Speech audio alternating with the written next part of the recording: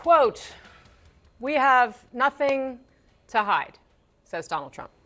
The president now saying he wants House Republicans to vote in favor of a bill to compel his own Justice Department to release the Jeffrey Epstein case files. And just moments ago, he indicated he'll sign the bill if it lands on his desk. I'm for I don't, they can do whatever they want. We'll give them everything. Sure, I would. Let the Senate look at it. Let anybody look at it. But don't talk about it too much. Let him. Okay. All of this is a stark reversal on an issue that more than any other has seen Trump's own base refuse to go along with him. This all come down to the Epstein files, and that is shocking.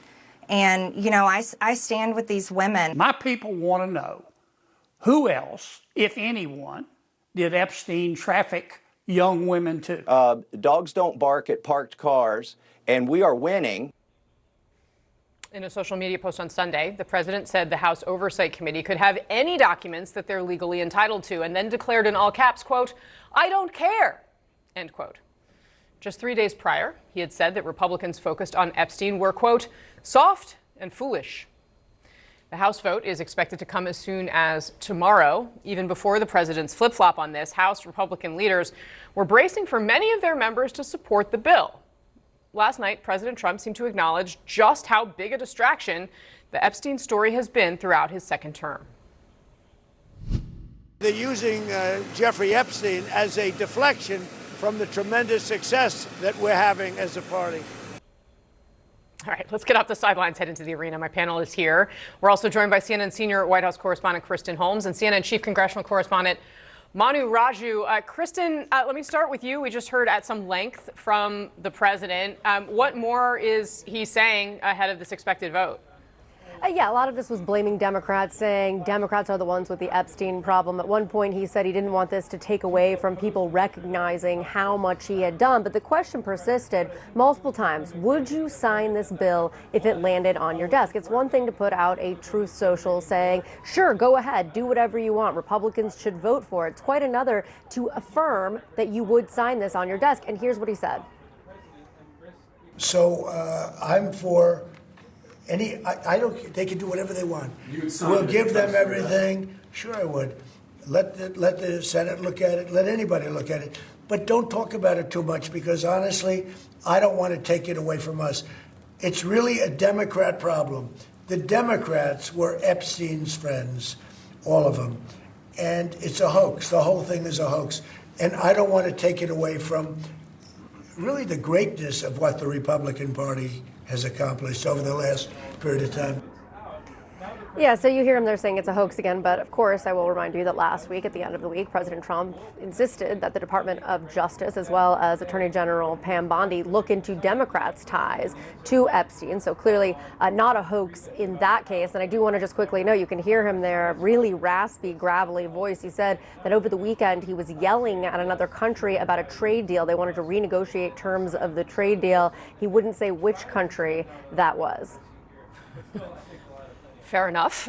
Kristen, thank you for that reporting. Manu, from your end of Pennsylvania Avenue, you caught up with the House Speaker earlier. What are we hearing from Mike Johnson?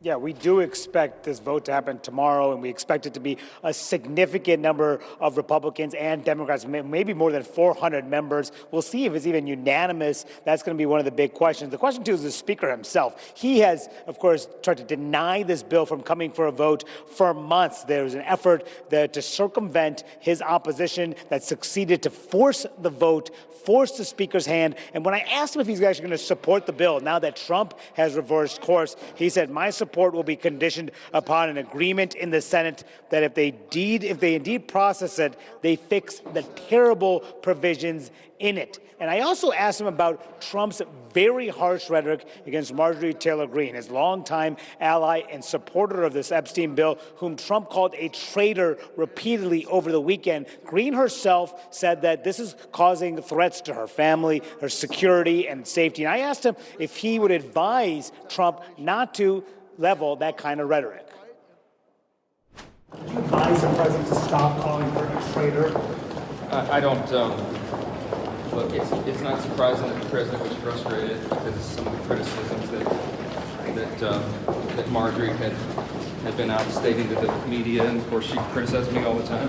But I work on unity in the party, and my encouragement of everybody is to get together. We've got to do that in order to deliver for the people.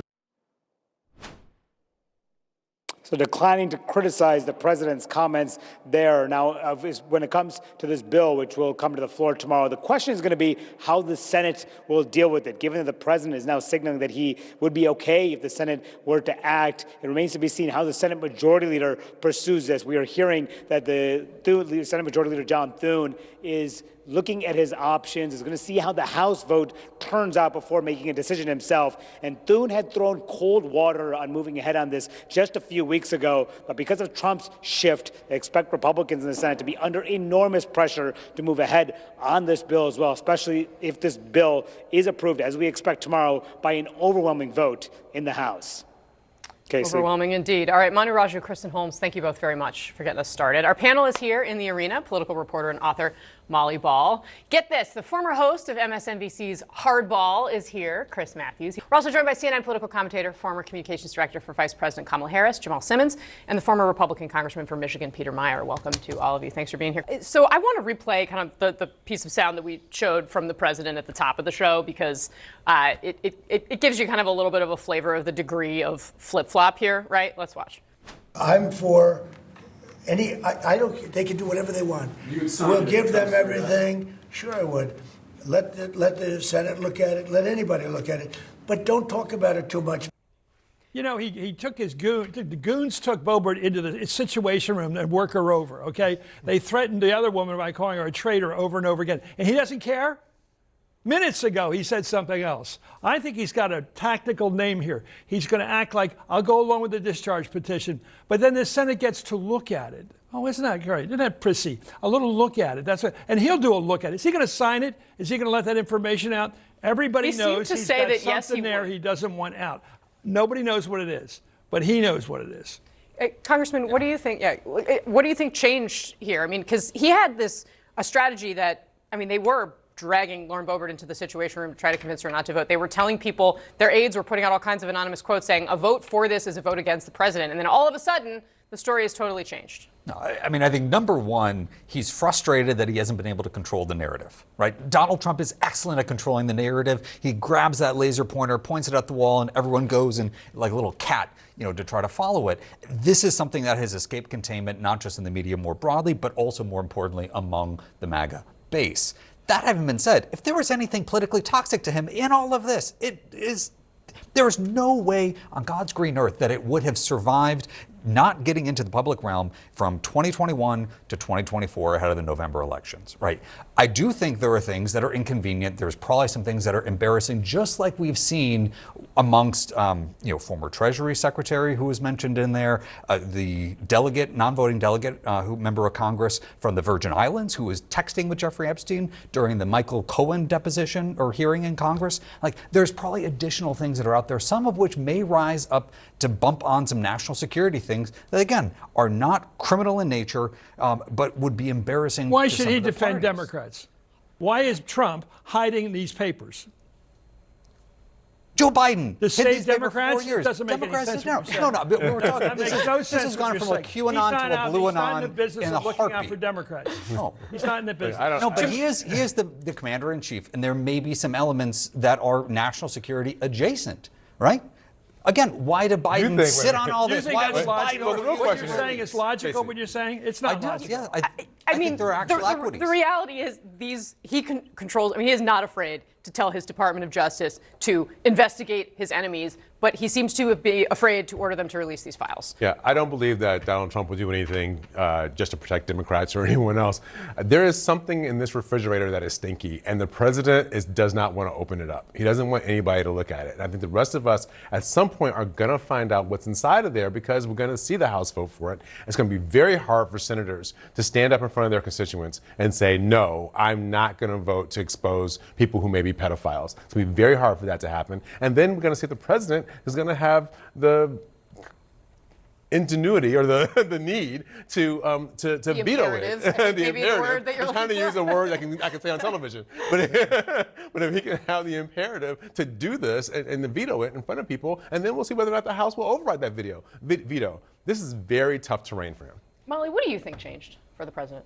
Well, I think, look, it's politics 101 that if the train is leaving the station anyway, you might as well get in the conductor's car and seem to be in control of the situation, right? I think after his unsuccessful attempts to stop this from taking hold in the House, when it became clear that was not going to work, the votes were there, they could not be budged, he decided he might as well make it look like this was his idea. And this is always the cycle with any kind of Trump scandal, right? Is that the first half of the scandal is, this didn't happen and I had nothing to do with it. And then the second half of the scandal is, well, it did happen, but I'm proud of it and it was a good thing, actually. So whether you're talking about, both impeachments, January, this is always the way his sort of cycle goes. So if he can appear to be in control of the situation and take ownership of it and have it look like his idea, but at the end of the day, what matters is what, if anything, is in those documents.